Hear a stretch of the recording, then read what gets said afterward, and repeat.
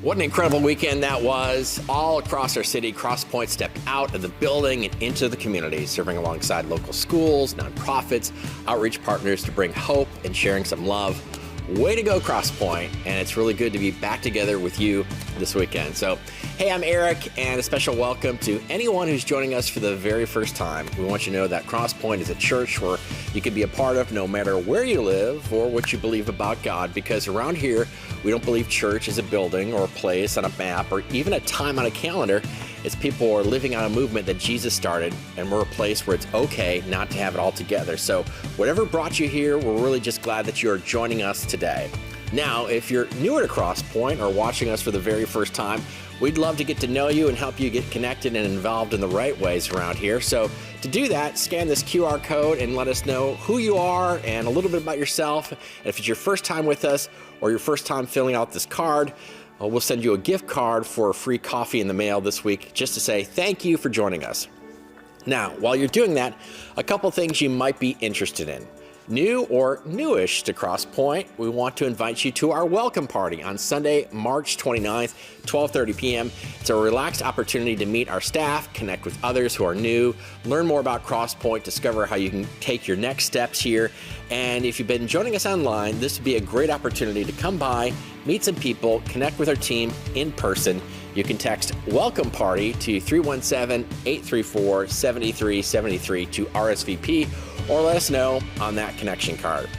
March Madness? It's so mad and it's so maddened. It's almost here. And we're turning the Crosspoint Commons into the ultimate watch party. Join us Thursday. We're keeping this in here. Join us Thursday, March 19th for our March Madness viewing party, sponsored by the Commons at Crosspoint. Grab your team or coworkers and join us here at the Commons for games on the screens and free Ale Emporium appetizers throughout the day. You can watch, work, or just hang out with your fellow fans if you want. Stick around for the Thursday early weekend services. Our March Madness after party is also going to be happening that night after that Thursday service.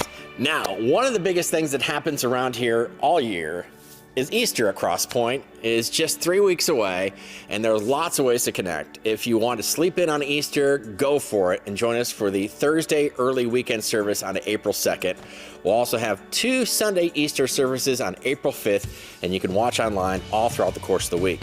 Now start making your plans to be with us and think about who you might invite to sit with you or watch with you. Easter is a great weekend to invite someone.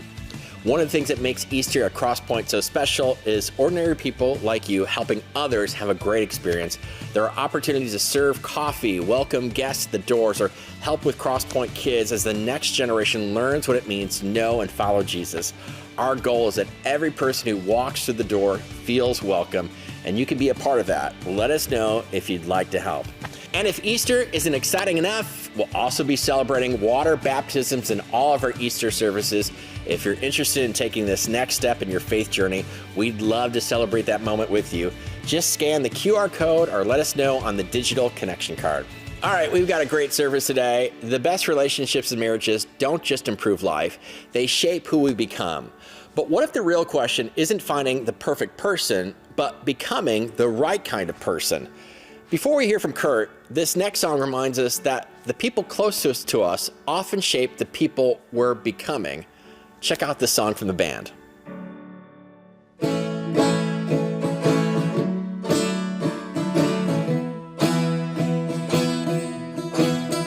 On the dark side of the earth, where the creatures are out, I'm a man on the moon. Midnight round my neck, sunrise on my breath, I still wait for you. Will you lay down all the things you've done? Don't turn that face around, you can't come undone. Well, hey, did you call, did you fall, do you need someone, do you need someone? And hey, I'm a mess myself, but I think I could be someone. If you need someone, when I was alone I was fine. I could deny a lie, I could just push back and make believe that it was alright. But hey, did you call, did you fall, do you need someone? I could be someone for you.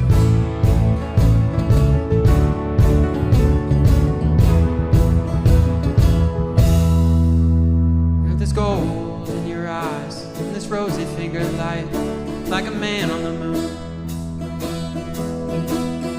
Out of sight, out of mind, never raised the alarms. Yeah, I'm just like you.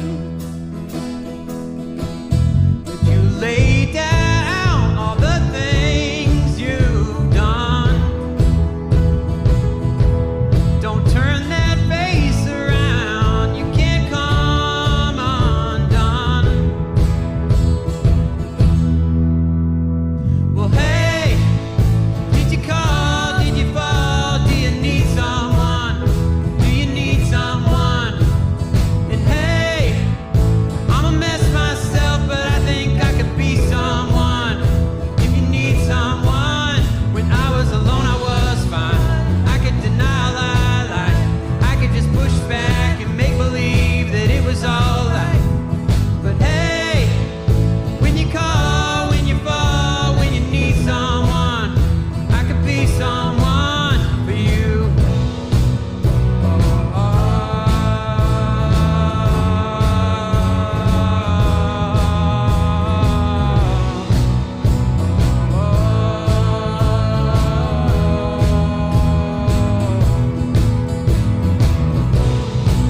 Tell the lie, see the light, burn a bridge, it'll be alright.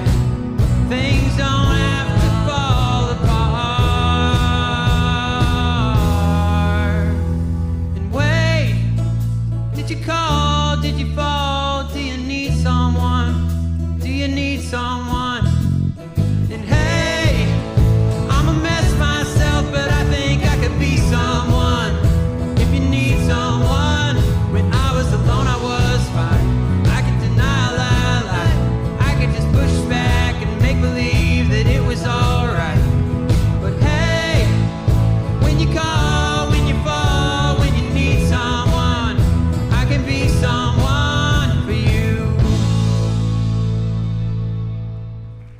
Oh man, some new songs from Mumford right there. Yeah, that's so good. And we're going to be talking about that. You know, there's a lot of times when we fall and you want to know that the people that are closest to you are going to be right there around you. So, hey, welcome to Crosspoint. Really excited to be with you this weekend and good to see you. My name's Curt, and it's good to be back. Last weekend we were off for churches left the building, and I missed you guys. It was kind of a weird week, but so much good work and good that was brought out into the community. That was so cool to see. And so really good to be back. And if you're here for the first time this weekend, we are super excited to have you here with us. And let's make some noise for our online crowd this weekend. We got a whole bunch of people joining us through the online spaces, and whether you're tuning in from your dorm room, maybe you're on spring break this weekend, or I don't know, your living room, maybe you're still in bed. We just are really excited you've chosen to join us. Now, we are in week 4 of this series called Navigating Us, and we've been looking at some of the key relationships in our life, and we're going to continue to look at those, specifically the bonding relationships, the ones that, the people that are with us and for us, and the ones that we want to go deeper.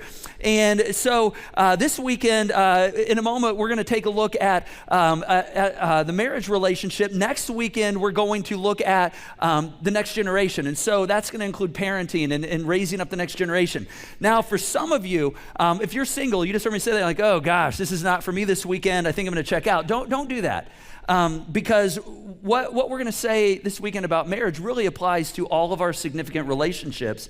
And honestly, if you're a student, if you're single, if you're divorced, single again, wherever you are, I mean, there's so much here as we think about what this means for all of our relationships in life, and even for our married relationships. And so we live in a culture that's really twisted when it comes to love. And honestly, I think we really have kind of twisted what marriage is. And the problem is for a lot of us, like we grew up with it. And so it's kind of always been this way. So like we don't even think about it or realize there's perhaps something different that God has in store. And so I really hope to maybe help us open up our understanding to God's design. And I hope we might be open to that this weekend. And that many of us actually might make, a significant upgrade. And when I say upgrade, you're like, well, I know what that is. I like upgrades, right? We all like upgrades. In fact, my wife and I were traveling a couple months ago, and on our way back to Indianapolis, we went, we're getting ready to board our flight, and they said, hey, Mr. Walters, you've got an upgrade. And I'm like, oh, I like upgrades. And they said, it's only $125. And so I didn't like that. I thought it was like a free upgrade. But immediately I started doing the math. I'm like, well, that could be kind of cool. I mean, I'm tired, and maybe, I was picturing this right here. I was picturing like a pod, They're like, no, that's not what we're talking about. It's more like this one right here. Like just a little extra room, $125. And all of a sudden I was like, I'm going to pass on that. I wasn't interested in paying for that upgrade right there. But the upgrade that we're going to talk about this weekend is one that's free. And I just think in our culture, we've really kind of downgraded this experience. And so I want to give us a picture of this. And so when I talk about upgrade, when it comes to marriage, you might be thinking, oh man, that means I'm going to get happier. I'm going to learn how to have like a happy life and a happy marriage, which, that could happen, but that's really not what we're going to talk about. We're going to talk about something actually much more profound than that. Now, before we kind of dig into that, there's another important thing that I just want to acknowledge right off the bat.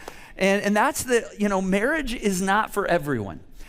And this is so important because it's kind of like become an American way. And honestly, there's kind of like this whole weird Christian subculture. I don't really like how this subculture drives this, but it's this idea that like if you're a Christian, you're gonna get married, you're gonna have kids, you're gonna raise a family. And if you're not doing that, like if you don't fit that, like you're not complete. All right, so I just want you to know that's not a biblical idea at all. Like we don't find that anywhere in Scripture. And so now marriage is wonderful, all right, but so is singleness. And the Apostle Paul, in fact, he's a guy that wrote more than half of the New Testament in the Bible. This is a guy we refer to all the time. He was single his whole life, and yet he had a complete life. In fact, I want to read to you something he said in a letter to the Corinthians. He said, I wish everyone were single just as I am. Yeah, each person has a special gift from God of one kind or another. So he's pretty much like, hey, marriage is meant to be a gift, but singleness is also meant to be a gift. He goes, so I say to those who aren't, married, and to the widows, it's better. Think about this. He says, it's better to stay unmarried just as I am. Now, there's a lot going on in the world in the first century right there. And he's like writing this to the Corinthian church, and they're going through a difficult time. And part of why he's saying this, I think he's kind of like, hey, in light of everything going on, I don't know that this is a time to like change your status, all right? But some of the things he's saying right here are actually still, relevant to singleness like any time. Meaning, like, you're going to be able to be more focused. You're going to have less worries. You're going to be able to focus more on God and His kingdom, what it means to be a part of that. And so there's advantages to marriage. There's advantages, to no marriage. You don't have to be married to be complete. And that's kind of the point of what I just wanted to lift out here. A man or a woman's not going to complete you. And I know we have Jerry Maguire, right? We have this right here. You complete me. We're like, oh, like every wedding I do that, like I want that at my wedding. I'm like, it's cool, but it's not true, all right? It's just not true. And so, in fact, if we go into marriage thinking that like the person I'm marrying is gonna complete me, listen, you're gonna be frustrated. You're gonna both be really, really disappointed because the only relationship that actually has the ability to complete us is a relationship with Jesus. And that's actually the relationship that completes us. That's the one that transforms us. That's the one that brings this, lifelong, ongoing healing to the broken, fractured, wounded, the places where we feel like we're not fully complete. That's where that actually begins to take place. And so if you're single and you think, man, if I just can marry somebody, it's going to complete me, that's a bad idea. But I will tell you, if you go into marriage saying, well, I know Jesus is the one that actually does that, and it is a lifelong process, and you enter into marriage with that perspective, you're going to have a much healthier marriage, and you're going to enjoy life, and you're not going to have all these misplaced expectations. And so all that to say, as we talk about marriage, it's important. It's not for everybody. Singleness is important as well. So, and I'm talking to single people, by the way, right there. I just want to make that clear, because some of you are married and you're like, oh, okay, marriage isn't for everybody. That's all I needed to hear, I guess. I just want you to know, if like you're married, you already made that decision, all right? So you're already in it. And that just like goes to show that it's really important to make good decisions when it comes to marriage. But if you are married, we're going to talk about the upgrade. What does it mean to upgrade that relationship? And I want to share a few things from Pastor Jeff Jones that I heard recently. And usually when something like really lands with me, I'm like, man, this is like transformational. I'm like, okay, you need to hear this. How do we help everyone kind of grasp this? And so there's a phrase that he had. I want to show it to you that was kind of a definition of what marriage is. Here's what he said. He said, marriage is a promise to love one another as you grow in Jesus and build a shared future that reflects the character of Jesus. Now, if you're not a Christian, you probably have never heard this before. And by the way, we're really excited you're with us, tuning in with us. All right, and there's a few churchy phrases in here, and I'm going to explain them, because anytime we use churchy phrases, like, okay, we got to explain those. All right, but if we're talking about an upgrade, then we actually have to go back to the originator, the person who designed this. Marriage is designed by God himself. We have to go back to the originator and say, okay, God who designed this, what was your intention for this? And even if you're a Jesus follower, all right, you still may not have heard some of what we're going to talk about here. Now, if I did your wedding, or you've been to a wedding that I've done, you're going to know some of this stuff, because like I build this into every single wedding and talk it through with every couple, all right? And so I want us to take a look at the foundations of a marriage covenant, the promises that make that up, and these are really what kind of the two things that make up a marriage relationship. And so we have to go all the way back to Genesis, and we find this. Here's what it says in Genesis 2. It says, for this reason, a man shall leave his father and mother and cleave to his wife. All right, now this is the promise or the covenant of loyalty right here. It could also be called the leave and cleave principle. All right, like I'm gonna leave my family of origin, that's where I've been like most committed up to this point in my life. That's been my highest level of human commitment, has been to my family of origin. And when I am joined to my spouse, every relationship from that day forward pales in comparison. I mean, I'm not talking a close second. Like even my family of origin is a distant, like pales in comparison to my loyalty to the one whom I chose to marry. That right there, that's the promise or the covenant of loyalty. Scripture writer goes on and says, and the two will become one flesh. And so right here, we see what's called the promise or the covenant of intimacy. And so this is what was once two, now is together as one.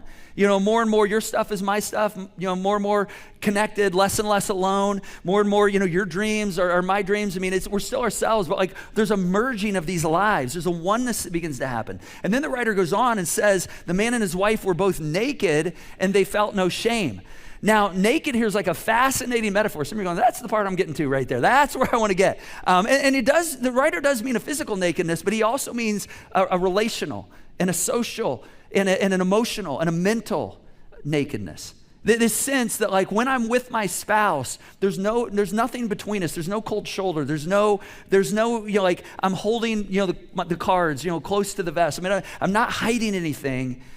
The writer says you can be open and honest and completely vulnerable with this person. And he says, guess what? It's okay. So those are the two covenants right there. We have the promise of loyalty, or the covenant of loyalty, and the covenant of intimacy. Now, really, really important distinction right here. This is a covenant, not a contract. All right, for a lot of us, we view this relationship, and this is where things have gotten really weird in our culture. As a contract, we say, well, as long as you hold up your end of the deal, I'm gonna stay in it, all right? But the moment you don't hold up your end of the deal, like I'm out, right? But that's a contract, that's not a covenant.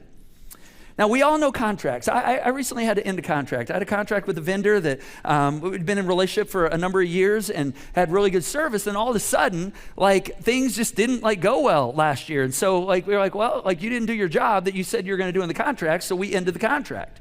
All right, we have a lot of contract vendor consumer relationships. Like when you go to the grocery store and pick out, your produce, you might go to a certain store because you're like, man, they have amazing produce. Well, that's a vendor, consumer relationship. That's a contractual relationship. Because the moment that produce goes down in quality, you go, man, I feel like I'm paying the same price, but I'm not getting like as good of goods. And you're like, I'm out of here. Like I'm gonna take my business somewhere else, because that's a contract type of relationship. God is saying, hey, marriage is not a contract, it's a covenant. In fact, all the way God works through the church, the way God works in relationship in the church and with human beings, it's all covenantal. Meaning that it's not conditional based on someone's performance, whether they did their part or not. I mean, it's good when they do, right? Like it makes life better for everybody. But I made a promise, and the only condition is my character, because I actually made it a covenant or a promise to you, a sacred promise. So Jesus one day picks up these verses we just read from Genesis, and he kind of repeats them, and the religious leaders come at him, and they're kind of like trying to put him in a corner, and they're like, hey, Jesus, why did Moses say those things? I mean, if this is, covenantal and it's supposed to last forever, they say, why did Jesus command that, a man at times should, be able to divorce his wife? And so, they're trying to like pin him in a corner, but at the same time, Moses, he had to address this because part of why he made some provisions here was because women had no rights back in the first century and definitely not before then. Thank God we've made progress. But he's like, women shouldn't just be bound in a relationship where a man is in a relationship but like isn't fulfilling his end of the deal. And so here's actually, what happened here. Moses, Jesus says, made an accommodation. He didn't command anything. He actually made an accommodation. He actually allowed something, and Jesus tells us why he did this. Here's what he says. So he said to them, because of your hardness of heart. That's the reason. He said, because at one time your hearts were pliable and soft, you wanted to serve your spouse, but because your hearts get hard, Moses allowed or made a provision or an accommodation for you to divorce your wives. From the beginning, though, it was not so. And so basically Jesus is saying this is an accommodation because of our brokenness, because our hearts get hard. What once we just love to serve and put the needs of our spouse and the other person ahead of ourselves always. Hey, I don't care what I need, I'm going to put what you need in front. I'm always going to go to the back of the line. But over time, it's kind of like, okay, now I want you to take care of me, and how about my needs? and I'm the central figure here. And so our hearts over time get hard, and so we don't have time to do a deep dive on divorce. But there's another scripture that I'll just reference that the Apostle Paul picks up on this, where he says, those of us that live under grace, if we've entered into a relationship with Jesus and we live under grace, no longer the law. And he says, so those of us that live under grace, we actually owe it when somebody else violates us, even in a marriage, to give them the chance to change. Now, that doesn't mean if you're being abused or there's like emotional or physical abuse, you just need to stay in it. You probably need to get out of that immediately.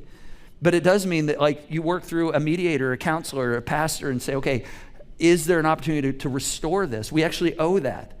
All right, and so each of these cases are different, but these have to be navigated in community, and we won't get any deeper into that. But the point here is covenants have a staying power.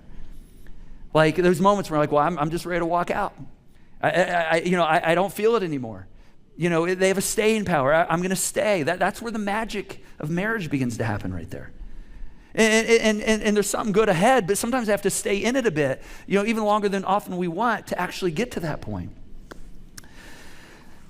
There's a researcher by the name of John Gottman Institute. You may have heard of him. And they've done all this research over like 40 years of couples, hundreds, thousands of couples. And they tried to like isolate this a number of years ago and say what, the relationships that like flourish, what makes them flourish? And the relationships that are floundering, like what makes them flounder? And basically they came up with like 6 or 7 things that kind of rose to the top. But one of the things they found, that the top one, they said the best marriage is actually at the very top, have this right here. They have a staying power. There's a covenantal staying power. It's a willingness to stay in it, and even when it feels like, man, I'm not sure I want to stay in this. And I don't know why this whole idea, we think like separate entities coming together to become one would just be easy. Oh, it's just gonna be fun. It's hard work. Like 2 people, 2 different ideas, personalities, levels of independence coming together. It's hard work. And so, and sometimes we need to look at this humorously, which I think might be good for us right now because this can get a little heavy. So Nate Bargatze, he shares some light on like marriage and some of its humorous moments and how we really struggle with this. And so you might be able to relate to this right here. Take a look. She always tells me I don't listen. She's like, you don't listen. You never listen. I've heard that every time, but it's the other stuff. And I don't think I listen to everything, but I also don't think she says everything she thinks she says. There's just no way. 17 years of marriage, you're batting 1,000, I'm over. I've never heard anything. right? Like we can relate to that, right? Like, okay, it's hard coming together, but staying power is actually the thing that when you go through the discomforts and when you go through the conflict and the challenges, the thing that keeps us together. Now, marriage, it's not just that promise, all right, to stay together. I mean, that's the first part. Then the next part of this covenant, of this definition, is to love one another, all right, to love one another. All right, it's not just the promise to be with you, but it's saying, hey, like you're going to be my first allegiance. I'm going to put you above everything else, including myself. Now, in our culture, we often feel love as more of a feeling than a commitment, right? Like it's kind of like, well, I fell in love with her, and if I fell in love, I can fall out of love, right? And we say things like, well, I'm not compatible, which is a really fascinating thing because like we were compatible, but we're not anymore. A few years ago, this might be mind-blowing to some of us. A few years ago, I actually discovered what compatibility actually means because we think it's like, oh, we get along really well and we never have a problem. Compatible actually is a fascinating word because if you break it down, you take the prefix com, that means with, and if you take the root word, which is patable or pathos in Latin, that actually means to suffer, all right? And you put those together, you know what that means? Compatibility actually is to suffer with. Some of you go, well, that's what I'm doing right now, all right? That's kind of what we're doing. Well, you actually may be doing it right, all right? Because it means it's not always going to be rosy, all right? The staying power actually suffers with one another through those difficult moments. That's why that cover song that the band did from Mumford Sons was such a cool connect there because it's just like, hey, when you fall down, listen, I'm not going away. I'm going to be there. Like there's a staying power. The very first church I served in when I was first in like student ministry, Julie, my wife and I were really young, right out of college, and newly married. And we got invited to go to a birthday party of a couple that had been married for 66 years. And he had retired, but he'd been the dean of the seminary, the school we went to, and so he was very well studied and theologically studied, and their name were Gene and Agnes. And there were about 100 people at this party, 66 years, that's a big deal. And so in the midst of this, they decided to ask them some questions, whoever was hosting. They said, hey, tell us, like, how'd you get here? Like, what are some things we can learn from the two of you on your journey of 66 years? And they asked the question, they said, what's the key to 66 years of marriage? And some wisecrack, like yelled out, hey, a happy wife is a happy life, right? And we've all heard that. And Gene was not a fan of that. He looked at the guy and shook his head. He's like, no, that's not it right there. And he was a very thoughtful person. He sat there and he thought for a moment. And then he said, this is, I think, the key to 66 years of marriage. He said, it's waking up every single day with the full awareness that we're two separate individuals and we can go our own separate ways, but it's choosing still 66 years later to go together as we approach today, that we're going to choose to go together. I thought, wow, that's worth money right there. Because see, in our culture, it's easy to go, well, yeah, I mean, it's a bummer. I don't feel it anymore. And that's not love. That's something else. That's like called romance. Like romance is good, right? Like I'm all for romance. But like Julie and I have been married a long time, and there's times we have romantic feelings, and I'm gonna be honest, there's times we don't. All right, but what we do have is a commitment to love one another. So see, the opposite of love, we often think it's hate. The opposite of love is not actually hate. The opposite of love is actually selfishness. And so love is when I say I'm not going to be selfish, I'm actually going to do the opposite. I'm going to be selfless, and I'm actually going to set myself aside to put the needs of the other ahead of myself. This is what Paul was talking about in 1 Corinthians, this passage we read at weddings all the time. Love is patient, love is kind. It's not self-seeking. It's not self-focused. It keeps no record of wrongs, doesn't keep a ledger. And then Paul goes on in one of his other letters, and he defines it this way. He says, do nothing out of selfish ambition or vain conceit. All right, and this is true of any relationship. This is like the ethic right here. He says, rather in humility, value others above yourselves, not looking to your own interests, but each of you to the interest of the others. And so what Paul's saying is love is actually setting myself aside. This is a guy, by the way, who was single his whole life. He's saying it's setting my preferences, my comforts, my expectations of the other. I'm going to set all that aside, and I'm actually going to make a powerful choice to actually put the other person first all the time. I'm telling you, when there's a mutual, two people mutually do this, wow, that's a powerful thing right there. Every now and then, I meet with couples and I do some like kind of what I would call crisis counseling. I'm not a therapist. You don't want me to be a therapist. I'm not trained that way, but I do like meet with couples that are going through a difficult patch. And my main goal is to try to help them like, identify like what are some things resources, counseling we can do to go forward. And one of the reasons that I'm not like a good therapist counselor, one, I'm not trained in that, but like my face has a hard time not showing what my mind is thinking. I don't know if you have this problem. And sometimes my mouth says it.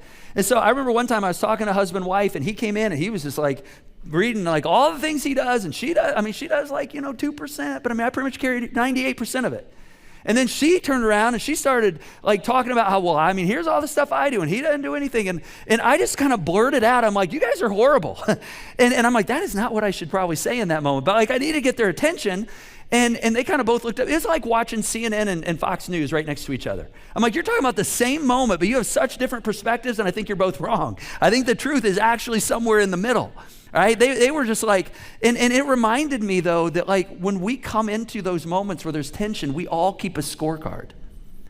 I don't know if you've noticed this, but like this is part of our broken, like sinful nature. We naturally, you can easily point out all the stuff I do and minimize the stuff the other person does, and then each person has their list. Which again, it's kind of not a funny moment, but Nate Bargatze actually has a little something funny to say on this as well, which might be helpful to us. My mom did my dad's laundry growing up, so I thought all wives do husband's laundry. And I've always done my own. And to be honest, I felt it had been forgotten about over these past 17 years. The sacrifice I was making that other husbands didn't have to make.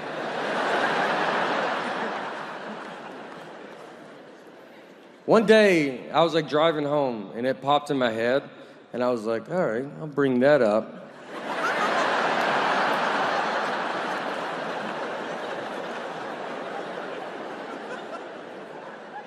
I mean, I didn't bring it up that day, I was like, I'm sure there will be a time where we'll be in some fight, I'll be losing this fight, and then I just come, I'm like, I do my own laundry.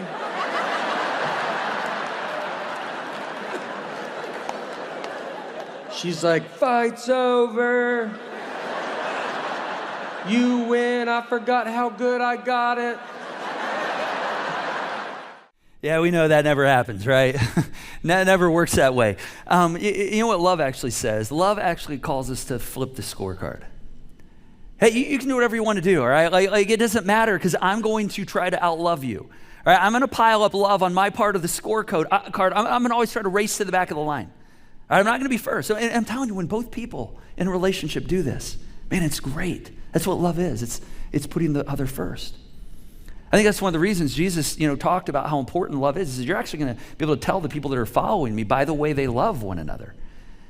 And it's not easy. It's not easy to get there because it requires us to change. It requires transformation to get there, to become more and more reflective of who Jesus is and love more and more the way that he loves. Which is why this is kind of a third part of this upgrade. The next part of this is, for us to grow in Jesus, which is actually transformation. All right, because see, marriage isn't just about like, hey, how can I be more and more happy? All right, in fact, it's really not about that at all. It's actually about like, how can I become more and more like Jesus? In fact, all of our relationships are actually grounds for this. All right, this is how God shows up and actually grows us. But the unique thing about marriage is that, it's a unique one because it's kind of permanent and there's an intimacy. And so it creates this like great, like strong ground for transformation to actually happen. And there's actually a number of ways this can happen. For one, I don't know if you ever thought of it this way, but I want you to think of marriage being a mirror, and it helps you see the real you. Now, let's talk about mirrors for a moment. I don't go to gyms. I don't work out in a gym. I work out at home and outside. But I've been going to a gym recently because I've been going to like a physical therapist, and he has a gym. And I forgot how many mirrors are in there. Some of you go to like Lifetime and all these gyms, and you love the mirrors, right? You're like, get down, you're like, you're like want to see the bulges, come out, like, and you have a hard time getting your eyes off yourself in the mirrors, like you're just always looking, always like to be in the mirror. The other day I was in a physical therapy session and I was supposed to be doing these squats and my guy says, hey, I want you to watch yourself in the mirror. And I'm like, I don't like what I see right there. And who is that dad bod, right there, by the way? I don't like that body. That's what happens over time. And so, but mirrors actually tell the truth, right? Like they actually tell us the truth. And so, sometimes even the people you love won't tell you the full truth. Like you go out and you say, honey, does this look good on me? And you have to pause, right? Like, do I want to sleep indoors tonight or do I want to sleep outdoors tonight? And so, but mirrors, like mirrors, will scream at you. They'll be like, don't wear it, put it away. Because mirrors don't lie. They tell you the truth, right? So marriage is one of those relationships where we get reflected back to us. Like we see back how we're really doing. And when you think about it, you're in proximity to the people that are closest to you, right? And you get to gauge your spiritual maturity right there. We get to gauge our Christ likeness, right? A good place it's not a good place to gauge when you sit in the seats in church or, go to your small group. Like that's not a good setting, right? It's easy to kind of put on a show there. But like when you go home, are we kind? Are we patient? Like, are we self-serving or are we others-serving? Are we keeping records wrong? Are we keeping a scorecard? And this kind of displays our maturity. And over the years, I feel like I've done pretty well in other spaces, but man, I can go home at times and I'll say something to Julie and she'll look at me and she'll be like, oh my gosh, that was like one of the most hurtful things. I'm like, I don't even know where that came from. God, like what happened? Why did I even think that? Why did I say that right there? What's up with this? And so marriage just has a way of like helping you see the real you.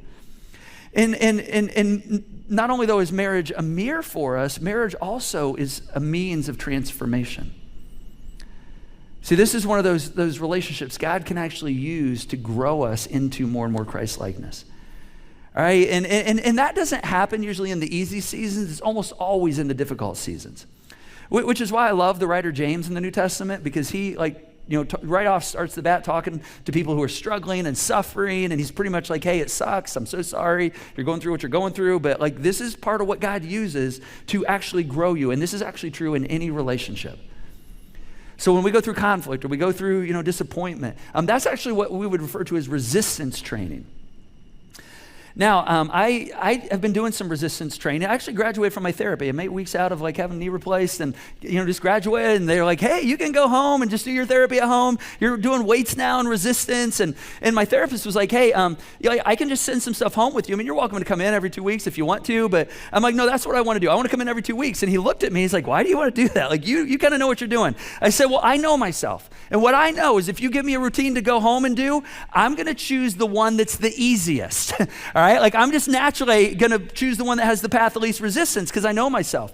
And like some of these things I do, it's like a single leg squat on the knee that I just had repaired, and I'm supposed to like do it like 20 times. I know I only do it 5 times, but it's hard. But like, and I start sweating immediately. But I'm like, if I know I'm gonna come see you like in a couple weeks, you're gonna know I haven't been doing this, and I'm talking in front of a whole bunch of people about this as well. So like, I'm naturally gonna want to do it, right? So I need somebody in my life that's going to help me embrace the resistance. Right? Because that's how we grow. And it's weights, it's cardio, it's stretching ourselves. In fact, I want you to ask yourself a question. If you're feeling some of that right now in a relationship, I want you to ask yourself, what if we actually saw some of those moments of conflict and resistance as an opportunity? An opportunity for growth, an opportunity to say, okay, what is God wanting to teach me right here? All right, how can I grow in my understanding or grow to love better? Help me see what I'm supposed to do here, God. Or maybe it's through a season of disappointment or an opportunity to serve. And you're like, man, I really don't want to do this. This is the last thing I want to do, but I'm going to serve my spouse this way. Or because I want to not just like express more feelings of love. I actually want to put my love muscles on. I want to grow my love muscles. All right? I want to embrace the resistance. And I know for some of us right now, like that, life's hard. Like relationships are hard. In fact, you may even have a marriage that's hard, like period. Like it's just hard. And I hope it gets better. I really do. I hope it gets better. But I also want you to see that it's an opportunity. Or maybe you're just in a season where like you're in a rough, hard patch right now. Maybe it's saying, okay, I'm going to embrace this resistance because this is an opportunity to embrace transformation. Because see, again, God's goal isn't for us to be happy. It's great when that happens, but it's deeper than that. He has a purpose deeper than that. So back to our definition, marriage is a promise, it's a covenant to love one another, which is the love part. And as you grow in Jesus, the transformation part. And then here's the fourth part right here, that we build a shared future that reflects the character of Jesus, emulates who Jesus is. That's purpose right there. All right, and purpose is something that's bigger than ourselves. I mean, I think we'd all agree, regardless of where we are in our faith journey, that when I have purpose in my life, it's usually because I'm a part of something bigger than myself. Now, for those of us that are Jesus followers, I want to show us something. Jesus says, hey, here's one of your things I really want you to be focused on in life. He says this, he says, I want you to seek first my kingdom and righteousness. And he says, all these other things are going to be given to you as well.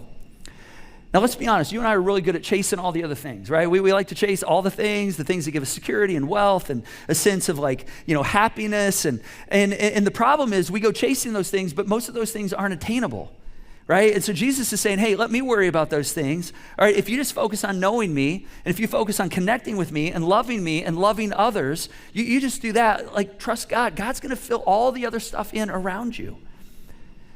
And so one of the ways that we are purposeful and grow closer to each other is actually by growing closer to God. Now, Julie and I, we've been married a long time. We're gonna be married 30 years this summer. I mean, that's crazy to me, right? I'm like, yeah, thank you. I'm like, how can I look 35 and be married 30 years? Now, I know I don't probably look 35, but that's what I feel like I look like, right? And so I just feel like it's been such a long time. But when we first, I don't know if we learned this, we saw something right when we either got married or doing our premarital counseling. I don't know if it was with our therapist or not, but we saw this image right here. And, this was drawn out for us. And it's such a good image because it's very simple. And as you look at this, you have to remember, you have to just imagine the girl's not as young as she looks, all right? We were young when we got married, but not that young right there. So there's a lot of ways to grow closer to God or to each other, but this image says, when you begin to grow closer to God, what actually happens is it draws you as a couple closer to one another.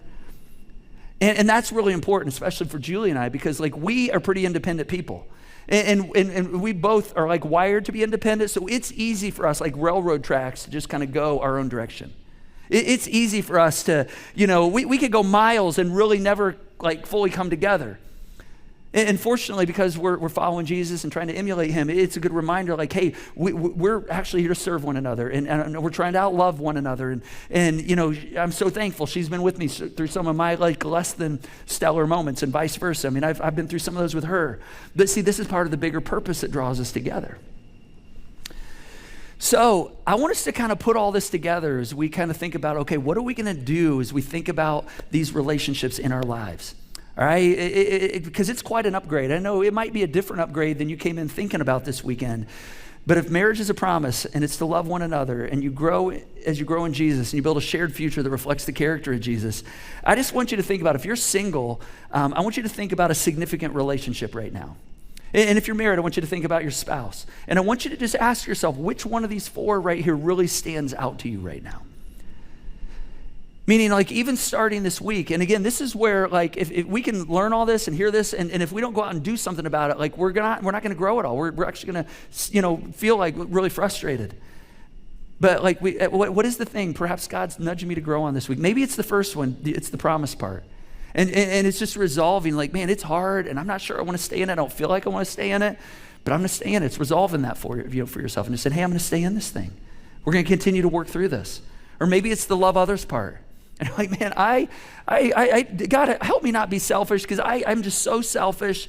Help me to actually love my spouse regardless of what they do or don't do. All right, help me to focus on that. Or maybe it's the transformation part. It's to embrace the resistance. Maybe you're in a patch that's just really rough right now, and you need to choose to say, okay, this is an opportunity to embrace the conflict. And maybe it's just asking God, what do you want to grow in me? What are you trying to change in me right here? And invite him into that. Or maybe it's the purpose part. Maybe it's taking steps to grow in your faith, because when we make God the center and we begin to go after God, God says, hey, go after me, and I'll fill all the gaps in. Maybe it's that having a higher calling, a higher purpose part. So every single one of us, single, married, previously married, we have an opportunity to say, okay, God, what are you wanting me to take away from this right here? What are you surfacing for me right now? So I just want you to ask yourself that. Some of our next steps this weekend are directly tied to that. I want you to just consider, okay, what am I going to go do? What am I going to put into practice this week? There's some on the back of your card, digital online card, if those are helpful. And then we're going to invite God into that. Now, before we do that, I just want to lift out real quick this whole covenant relationship thing between a husband and wife. This actually mirrors the way God talks about how he relates to us. In fact, the Apostle Paul, he actually talks about in Ephesians how this is reflective of God's relationship with us, meaning when we begin a relationship with God through Jesus, I mean, it's almost like when Jesus comes to us and say, hey, I've given you an invitation. I want to know if you'll walk with me, if you'll journey with me, if you'll follow me. When we receive that invitation and we say yes, it's like game over. I mean, it's like he's not leaving. It's covenantal. It doesn't matter what you do. I mean, it's not based on your performance. Everything that he brings, he offers, and all his goodness comes to us. Which is why this is good news. That's why the gospel is good news, which I just want to, pause and give us an opportunity, because some of us, that might be one of the first steps we need to make, as we think about what God's doing in our hearts right now, what's surfacing. In fact, I want to invite you to pray with us. Just pray with me. Let's just close our eyes. And as we do that, I just want to encourage you, if you're somebody who's never began that relationship, and maybe God's just nudging you and giving you that invitation, and Jesus is saying, hey, it's always the same. Hey, let's do this. Let's walk together. Let's journey together. And you've never received that. Maybe today's the day where you say, okay, Jesus, I'm going to do that. I'm going to say yes. I'm going to begin to follow you. I'm going to begin to receive your goodness and grace. And I just want you to know that if you're receiving and making that decision right now, that starts right now. It never stops. It'll never stop. And I know there's going to be some growth and change, and God, I'm going to ask that you just bring that about in us. But God, thank you for that first step, always just saying yes, and then you being committed to us from here on out.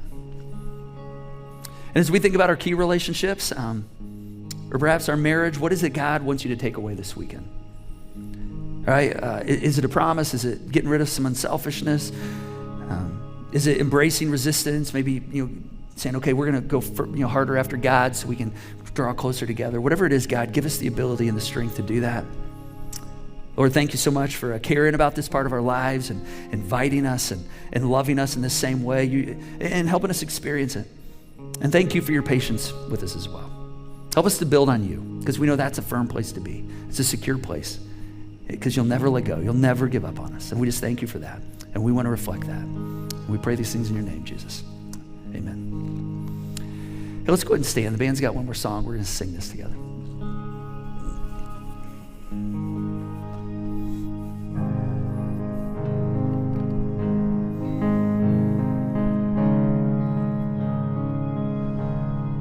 Christ is my firm foundation,